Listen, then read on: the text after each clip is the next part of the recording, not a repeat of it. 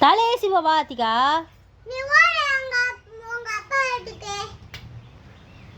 நீ வந்து தலையை சிவிக்கவா எந்திரி வா நான் போறேன் நான் தலையை சீவி விட்டு போறவா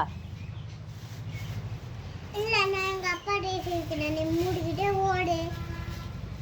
எனக்கு என்ன இங்க போப்ல உங்க அப்பா வீட்டுக்கு ஓடுன்னு சொன்னல அப்படி எதுக்கு இங்க இங்க இங்க இங்க இருக்குது இருந்துகிட்டே இருக்க ஓடே உங்க உங்க அது